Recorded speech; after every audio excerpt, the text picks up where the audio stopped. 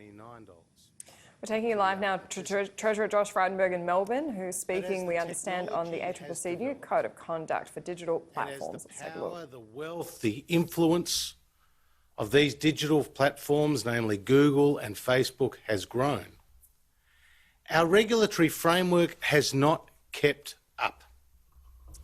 And as a result, there is a very unequal bargaining position between Australian news media businesses that produce original content and the digital platforms. And so we, as a government, tasked the ACCC to undertake a detailed world-leading study, which they did over a period of some 18 months.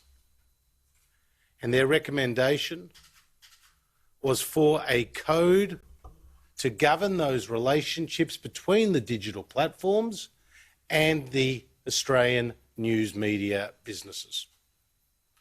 A concept paper was released earlier this year, and so our announcement today and our release of a draft mandatory code follows extensive consultation with the parties. It became apparent to us a number of months ago that we weren't making progress on that critical issue of payment for content. Hence, we are moving down the path of a mandatory code. A mandatory code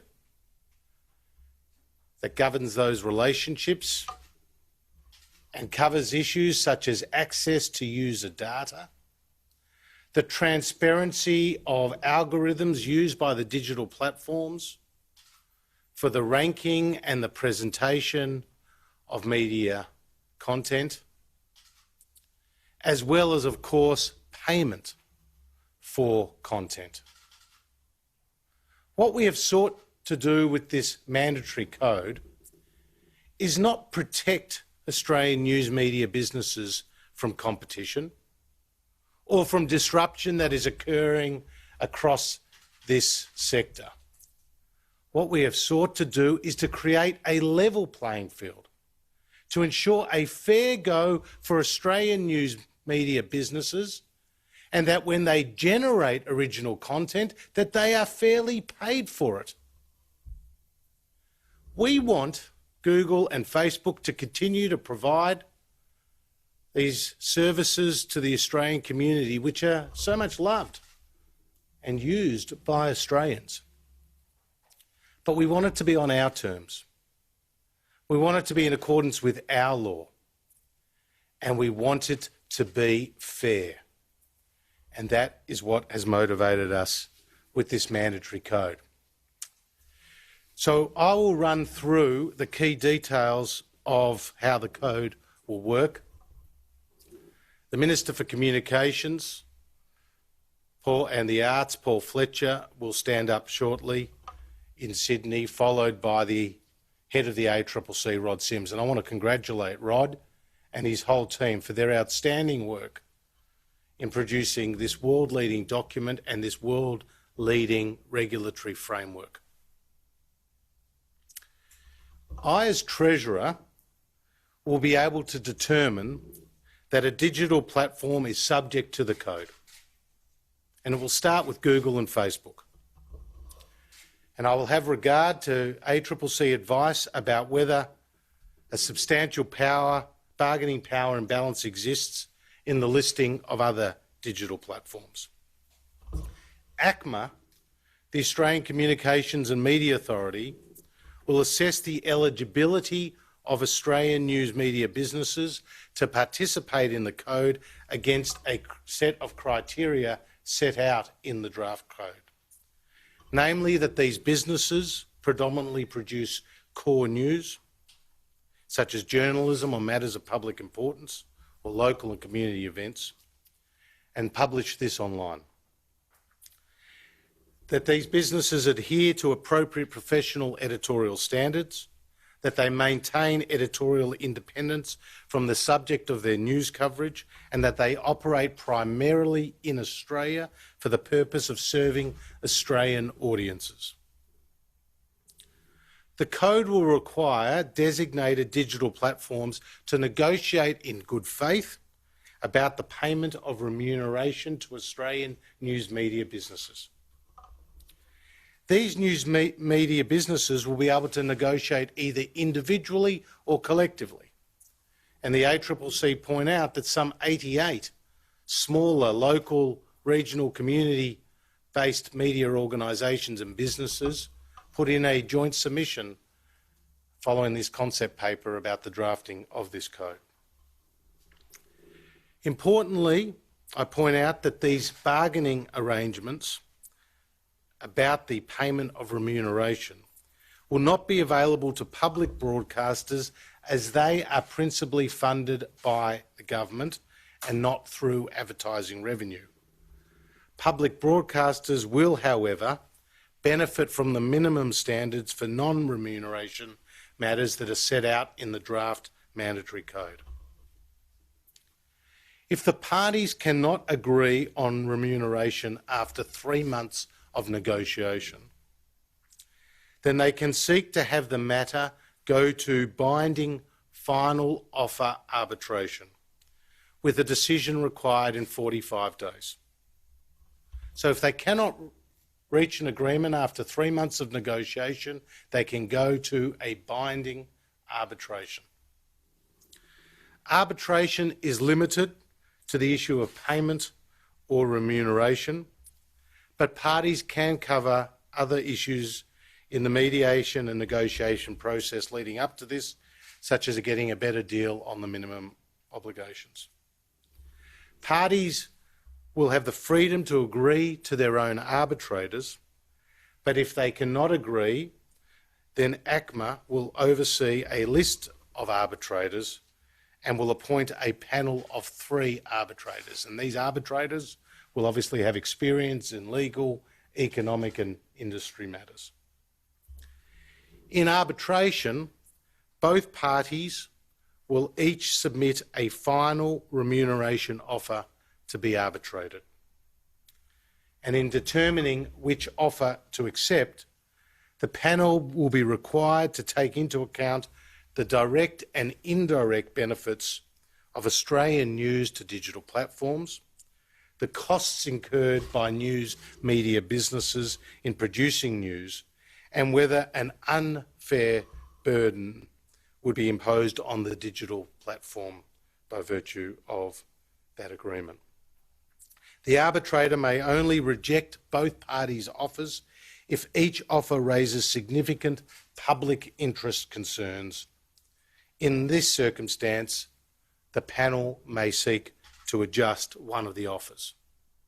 So again, to be very clear, there will be negotiation, followed if need be by arbitration, and the parties can appoint the arbitrator, or they can reach out to ACMA, who will have a list of appropriately qualified arbitrators who will then, 3 of whom will then be designated to arbitrate using one of those 2 offers that have been put by the parties.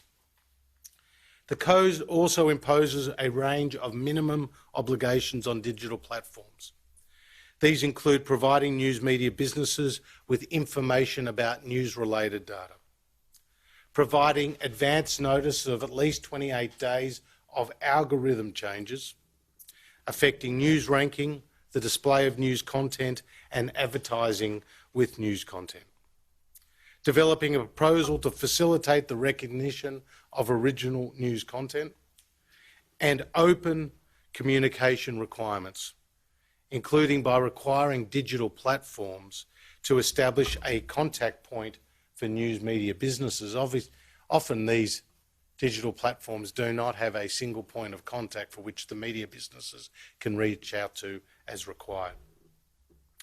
The Code prohibits digital platforms from discriminating against Australian news media businesses that are covered by the Code.